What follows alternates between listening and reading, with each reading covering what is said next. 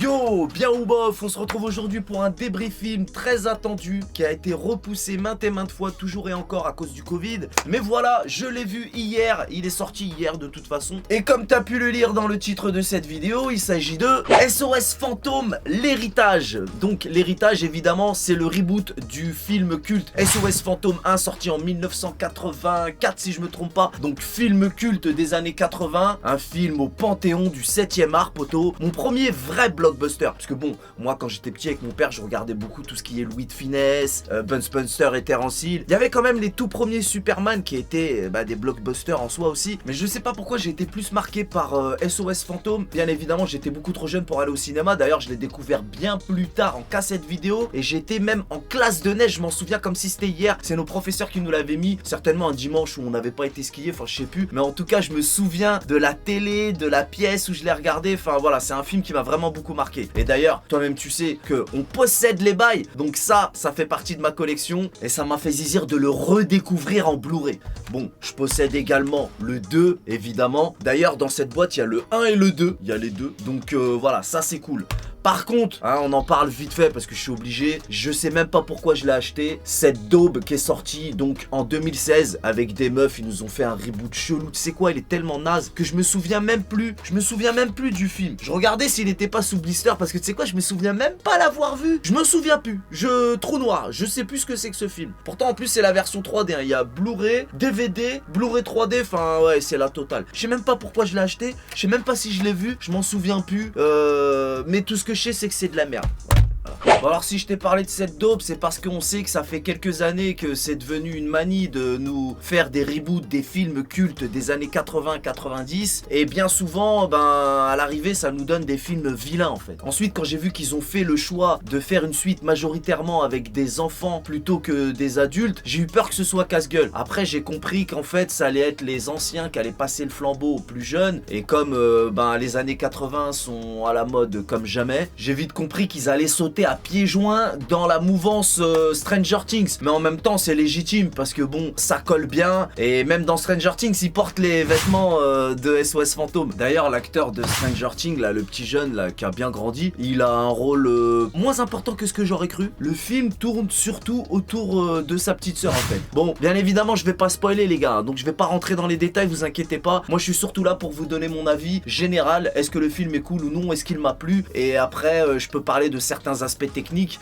sans vraiment rentrer dans les détails, donc ne vous inquiétez pas, on n'est pas là pour spoiler. Bon alors le premier truc dont on peut parler qui m'a vraiment frappé, c'est qu'ils ont déplacé le contexte d'une grande ville comme New York à un petit coin rural, tu sais, un peu désertique, en mode Midwest, ou je sais pas quelle région que c'est des States, t'as vu, je connais pas, mais en tout cas c'était un petit coin vite fait, comme je te l'ai dit, désertique, un peu rural, bref t'as capté. Du coup on a eu des belles images avec des beaux paysages et des beaux couchers de soleil, la photographie est vraiment pas mal, mais j'aurais quand même préféré garder le contexte dans une grande ville comme New York à l'ancienne. Mais c'est cool puisqu'encore une fois la photographie est vraiment très jolie. Ensuite la bande de jeunes est vraiment plaisante, il y a pas mal de nouveaux personnages, notamment le mec qui joue le rôle de podcast, je l'ai trouvé très drôle, et il y a les petits marshmallows vivants que j'ai trouvé très mignons et très drôles, même s'ils apportent rien à l'histoire. J'ai trouvé ça très malin de réadapter ce personnage, peut-être qu'il pourrait devenir culte, qui sait. Ensuite il y a ce personnage qui ressemble à Bouffetou, qui est un personnage culte de SOS Fantôme 1 et 2, mais c'est pas lui, hein, c'est peut-être son cousin,